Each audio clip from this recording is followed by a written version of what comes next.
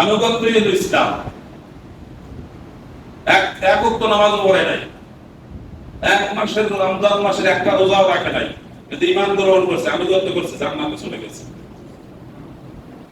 কারণ সেই ঈমান গ্রহণ করার পর নামাজ পড়ার রক্ত পায় নাই, ঈমান গ্রহণ করে এই যুদ্ধে নেমে পড়ছে। এই যুদ্ধের ময়দানই ছিল সেটাই, খেজুর খাইতেছিল। এরপর যখন রাসূলুল্লাহ সাল্লাল্লাহু আলাইহি ওয়াসাল্লাম কথা শুনছে, তার মনটা পরিবর্তন হয়ে গেছে, খেজুর কাটা ফালাই দিয়ে নেমে পড়ছে, ঈমান নিয়ে নেমে পড়ছে। আনুগত্য, ইসলাম হচ্ছে আনুগত্য। সুতরাং কোরআনের কথা আপনি বিশ্বাস করেন আর নাই করেন, কোরআনের কথা সত্য, এই কথা বলে আল্লাহ তাআলা এই কোরআনের মধ্যে প্রথম সূরা বাকারার প্রথম 5 আয়াতের মধ্যে ঈমানদারের কথা বলেছেন। কাদের কথা বলছেন? আল্লাযীনা ইউমিনুনা বিল গায়ব, যারা অদৃশ্যে বিশ্বাস করে, আল্লাহকে না দেখে বিশ্বাস করে, আল্লাহর ফেরেশতা বিশ্বাস করে, আল্লাহর নবীকে বিশ্বাস করে, আল্লাহর কিতাব বিশ্বাস করে, কিয়ামত হবে, আখিরাত হবে, হিসাব নিকাশ হবে, আমলনামা ওজন করা হবে, জান্নাত জাহান্নাম হবে, এগুলো সব বিশ্বাস করে। তকদীরের ভালো মন্দ, জীবনের ভালো মন্দ, জীবন আল্লাহর হাতে বিশ্বাস করে, তকদীরের ভালো মন্দ আল্লাহর হাতে বিশ্বাস করে, এগুলো সব বিশ্বাসের বিষয়, এগুলো দেখানোর বিষয় না, এগুলো ধরা ছোঁয়ার বিষয় না। আইয়ুকিমুনাস সালাহ, সালাত আদায় করে, নামাজ আদায় করে, 5 ওয়াক্ত নামাজ ফরজ, সে ফরজ সালাত আদায় করে, আরো যে নামাজ আছে সেগুলো আদায় করে। ওমিম্মা রাযাকনাহুম ইউনফিকুন, তাদেরকে আল্লাহ যে সম্পদ দিয়েছেন সেই সম্পদ থেকে তারা ব্যয় করে, সম্পদ থেকে যাকাত দেয়, রমজান মাসে ফিতরা দেয়।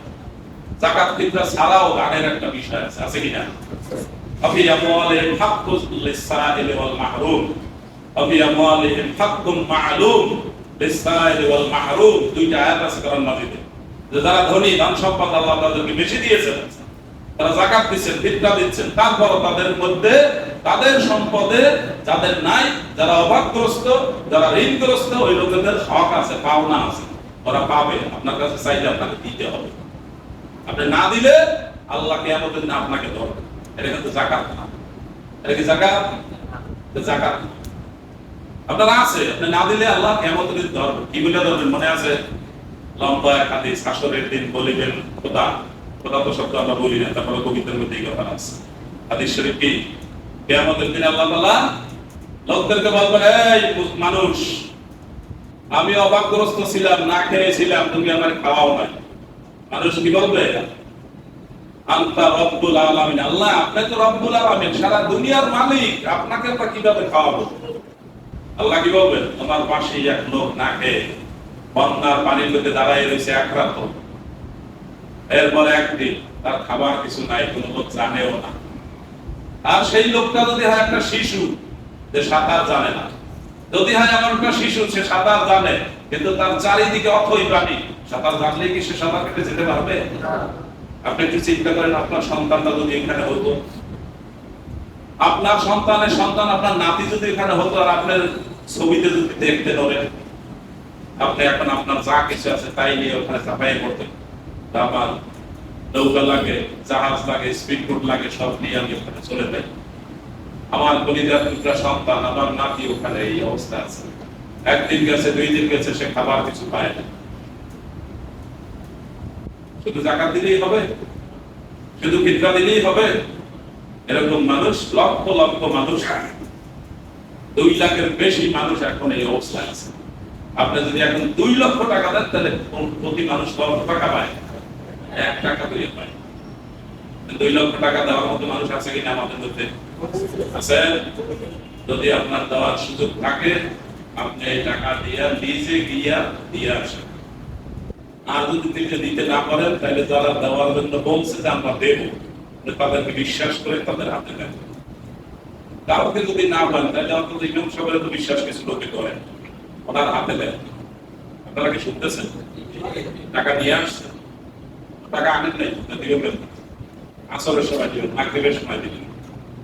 এখন দেওয়ার সময় যার পকেটে যা আছে, চক্ষু বন্ধ করে হাত দিয়ে তারপর দিয়ে দেবেন। পিছনে ছেলেরা থাকবে, এই কাজ করার জন্য ছেলেরা আছে। বৃদ্ধ মানুষেরা এই কাজ করবে না, বুড়া মানুষেরা এই কাজ করবে। এই কাজ করবে কারা? ওদেরকে কাজ দিতে হবে। আর ওদেরকে যদি কাজ না দেন, ওরা গাঁজা খাবে। বেকারের মাথা কি? শয়তানের দোকান। বেকারের মাথা কি শয়তানের মাথা। এজন্য যুবকদেরকে কাজ দিতে হবে, ভালো কাজ দিতে হবে। ওরা পিছনে থাকবে, আপনারা যা সাধ্য মতো দান করবেন। আর যে এখন আনেন নাই, পরে দিবেন ইনশাআল্লাহ। আসলে মনে থাকবে তো? শুনছেন? আপনি দিতে না পারলে আপনাকে কাউকে বলবেন, আপনি ঘরের লোকেরাও দিতে পারে, মহিলারাও দিতে পারে। দানের ক্ষেত্রে মহিলারা আগে না পিছনে?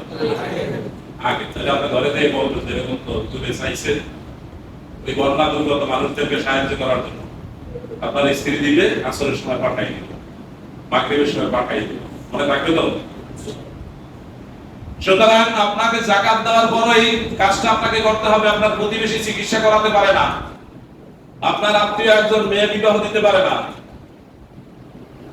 সে রমজান মাসে রোজা থাকতে পারতেছে না, আপনার সম্পদ আছে, আপনাকে তাকে দিতে হবে। না দিলে আল্লাহ ধরবেন যে তুমি ওই তোমার পাশের লোকটাকে দিলে আমাকে দেওয়া হইতো, তুমি এইটা বুঝো নাই। সুতরাং আজকে তোমার সাথে আমার কোনো সম্পর্ক নাই, তুমি বিরাট ধনী মানুষ ছিলা, তোমার সক্ষমতা ছিল, তোমাকে আমি ধন সম্পদ, সবাই সম্পদ দিয়ে, ক্ষমতা দিয়ে, দায়িত্ব দিয়ে অনেক সম্মানিত করেছি, কিন্তু তুমি আমার কথা শুনো নাই। আমি কোরআনে বলছি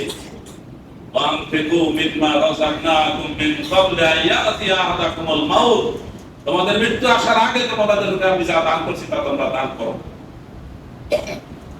কারণ মৃত্যু এসে গেলে তখন কি বলবে? বলবে রব্বি লাউলা আখখারতানি ইলা আজালিন করিব ফাসাদদাকা ওয়া আকুম মিনাস সালিহিন। আল্লাহ আমাকে আরেকটু সময় দেন, আমি বুঝতে পারি নাই, আমাকে তো এই 60 বছর বয়স দিয়েছে তো বসে বুঝতে পারি।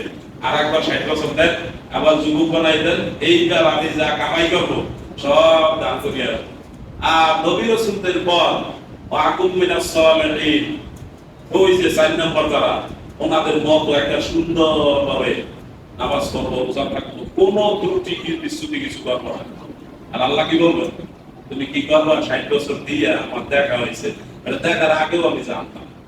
সুতরাং তোমার এখন আমার কাছে এত সুন্দর ফেরেশতার মতো কথা বলার দরকার নেই।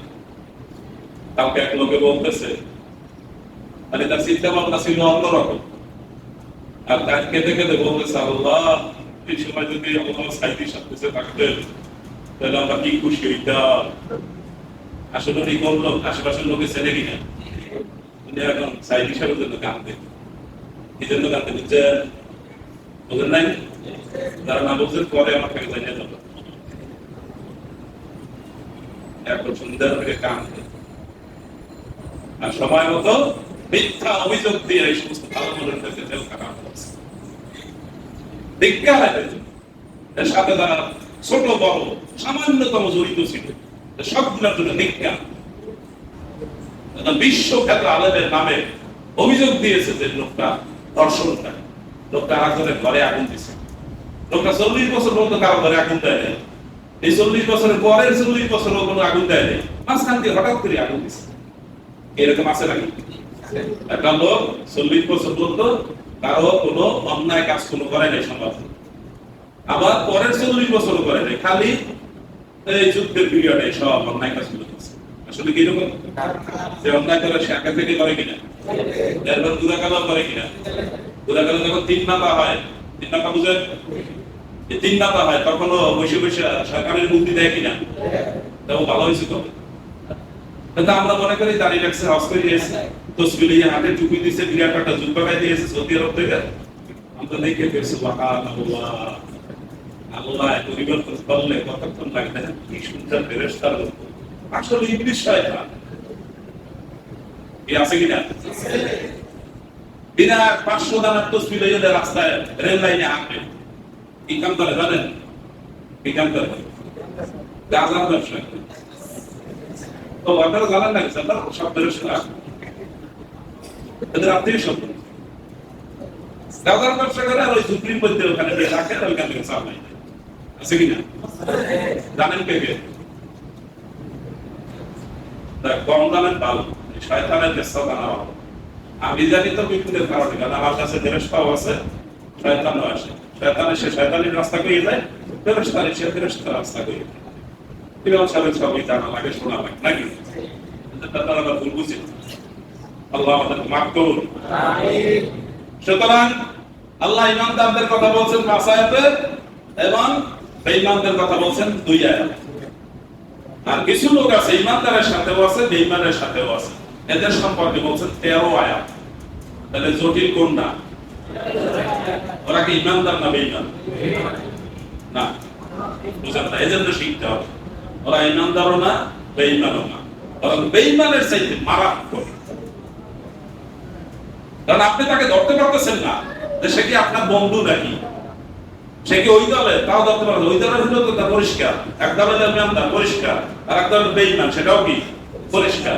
কিন্তু মাঝে মাঝে নামাজ পড়ে, সামনের কাতারে থাকে, টুপি মাথায় দেয়, হজ করে, যাকাত দেয়, তারপর ইসলামকে পছন্দ করে না। ইসলাম ও মুসলমান যদি কোনো জায়গায় বিপদে পড়ে মনে মনে খুশি হয়, গোপনে গোপনে মিষ্টি খায়। আছে কিনা? আপনি আমার কথা শুনে আশ্চর্য হয়ে আল্লাহ বলেছেন অমিনান নাসি মান ইয়াকুলু আমান্না বিল্লাহি ওয়া বিল ইয়াউমিল আখির ওয়া মা হুম বিমুমিনিন। মানুষের মধ্যে এরকম অনেক মানুষ আছে যারা বলে আমরা আল্লাহকে বিশ্বাস করি, আমরা আখিরাতেও বিশ্বাস করি। আল্লাহ বলেন ওয়া মা হুম বিমুমিনিন, এগুলা ঈমানদার না।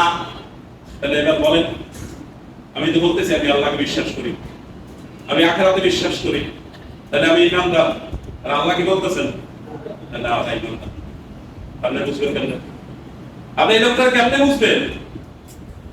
এক নম্বর হলো সে মুসলমান এবং ইসলামের কোন ভালো হলে তার ভিতরে কষ্ট হয়। মুসলমান আর ইসলাম কোন জায়গায় বিপদে পড়লে সে কি হয়? খুশি হয়।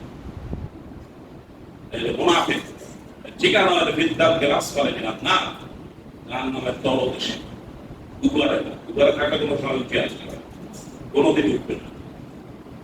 সুতরাং এই মুসলমানদের মধ্যে গ্রুপ আছে কিনা? না, এটা বেঈমানের মধ্যে। কোথায়? মুসলমানদের মধ্যে না বেঈমানের মধ্যে? তারা নামাজ পড়ে কিনা, রোজা থাকে কিনা, হজ করে কিনা, ঈমানদার দাবি করে কিনা, আখিরাতে বিশ্বাস করে কিনা? আল্লাহ কি বলছেন?